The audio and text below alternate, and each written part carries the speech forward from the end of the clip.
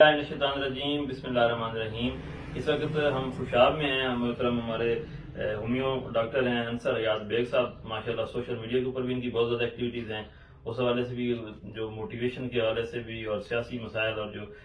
خدمت خلق کے حوالے سے بھی ماشاءاللہ کافی کام کرتے ہیں۔ تو ان کی آج میری نظر سے ایک پوسٹ گزری تھی جس میں انہوں نے فرمایا یہ تھا کہ ہمارے پاس جو منشیات سے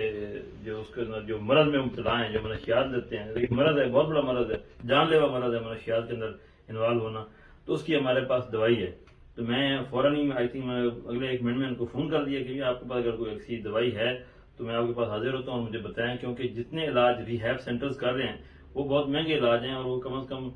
50,000 سے 1 لاکھ روپے مہینے کا لیتے ہیں اور 3 مہینے کا علاج ہوتا ہے، لیکن وہ اپنے پاس رکھتے ہیں، اس کا علاج کرتے ہیں۔ تو اس حوالے سے ان سے میں نے گزارش کرنے اصل میں تیار تھا کہ دیکھیں جتنا ہم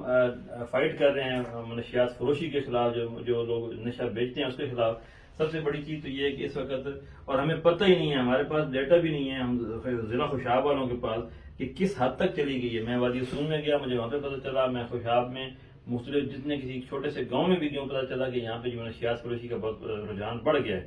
تو اس حوالے سے اگر ان کو تو قابو کرنا حکومت کا کام ہے، پولیس کا کام ہے، لیکن جو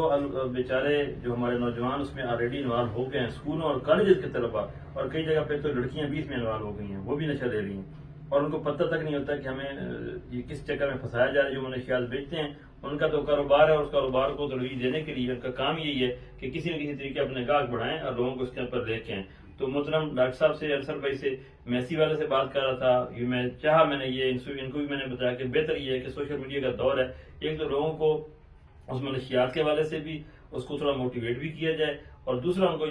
اس کا جو علاج آپ کے پاس اگر ہے اور آپ اس کو جس حوالے تک ان کو لوگوں کو فیسیلیٹیٹ کر سکتے ہیں، اور جتنے کم سے کم، کیونکہ جو نشہ کر رہا ہے وہ تو اپنے گھر کو ویسے ہی تباہ کر چکا ہے، اگر کم سے کم خرچ کے اندر، مطلب مفت میں نہیں کر رہا، انشاءاللہ ہم بھی کوشش کریں گے، ہم ان سے ایسا کوئی پیکج بنا لیں کہ جس منشیات کے اندر مبتلا ساتھی کی دوست کی نے علاج کرنا ہے، اس میں کچھ ہم ہی ان سے انشاءاللہ تعاون کریں گے مالی طور پہ، اور باقی کچھ انشاءاللہ یہ ہم سے تعاون کریں گے، اور اللہ کرے ہماری ایفرٹ سے، ہماری کوشش سے، اللہ کرے کسی ایک مریض کا بھی اس کی جان بچ جائے، وہ اس نشے سے ہٹ جائے، تو انشاءاللہ ہمارا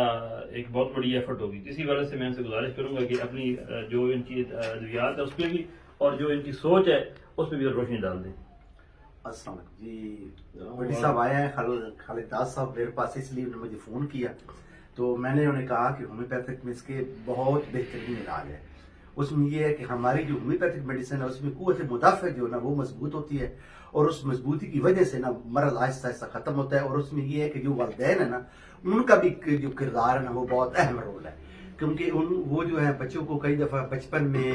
یا زیادہ عمر ہو جائے، جوانی میں آئے تو انہیں غصے میں ہوتے ہیں، بات بات پہ کاٹتے ہیں، ٹوکتے ہیں، اگر وہ ایسا نہ کریں تو آہستہ آہستہ نہ بچے یا دوائی کھائیں۔ ہومیوپیتھک اس میں کوئی سی قسم کے کوئی سائڈ افیکٹ نہیں ہے، اور یہ بھی نہیں ضروری کہ آپ ریگولر اتنا عرصہ کھانے نہیں، تھوڑی سی کھائیں گے، قوت مدافعت مضبوط ہوگی، اس کے ساتھ جو ہے نا علاج انشاءاللہ اس کا ٹھیک ہوگا، منشیات کا بھی اور نفسیات کا بھی۔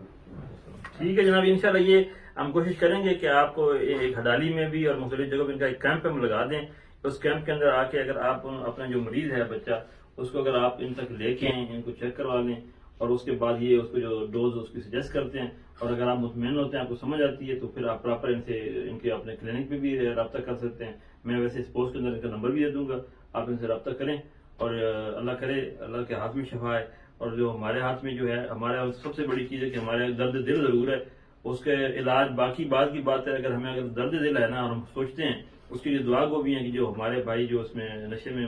اس کا شکار ہو گئے ہیں، اس کو مریض ہو گئے ہیں، ان کا علاج ہم نے کیسے کرنا ہے، یہ ہمارا یقین کریں، بس دل کڑتا ہے ان کی حالات دیکھ کے، جتنے شہروں کے اندر چوریاں چکاریاں، یہ لا اینڈ آرڈر کی سچویشن بڑھ رہی ہے، یہ گھروں کا سکون کا تباہ ہو گیا، جو ایک بھی بچہ کسی نشے میں لگ گیا تو وہ ساری کی ساری سمجھو اس کا پورا معاشرہ تباہ ہو رہا ہے۔ تو اگر یہ ابھی ہم نے اس کو کنٹرول نہ کیا تو آگے سے ہو سکتا ہے اگلے 6 مہینے کے اندر آپ کنٹرول کرنے کے قابل بھی نہ رہیں، تو اس لیے خدا را اس معاملے کو سیریس لیں، اور اگر ہمارے پاس ایک سہولت ہے ابھی تو انشاءاللہ ان کے حوالے سے ہم کوشش بھی کریں گے کہ ان کے علاج کے لیے، اور میں تو ان کو کہا ہے کہ ہم ایک ہاسپٹل بناتے ہیں، ابھی تک ان کی بھی ہمارے پاس بھی اتنے وسائل نہیں ہیں، لیکن اللہ کرے گا ہم اس قابل ہو جائیں گے، بہت جلد ہو جائیں گے کہ ہم اگر کوئی کلینک بنا سکیں، ان کو پراپر 24/7 ہم ان کو انتہائی نگہداشت میں رکھ کے ان کا علاج کر سکے، تو انشاءاللہ ہمارا ٹارگٹ تو یہ ہے۔ باقی فی الحال اگر آپ گھر میں رکھ کے اس مریض کا علاج کر سکتے ہیں، اس کو توجہ دے سکتے ہیں، تو بالکل ان کی ادویات بھی حاضر ہیں، اور انشاءاللہ ہمارا بھی اس میں تعاون ہو سکتا. اگر آپ پیسے نہیں ادا کر سکتے تو انشاءاللہ میری کوشش ہوگی کہ ہم اپنے پاس سے کسی نہ کسی طریقے ان کا انتظام کر کے ان کو سے بتا دیں کہ یہ مریض ہمارا ہے, اس کو آپ علاج کے لیے پورا کریں, اور جو اس کا بل بنے گا انشاءاللہ اس کی کوشش کریں گے ہم پے کر دیں گے. جزاک اللہ خیر.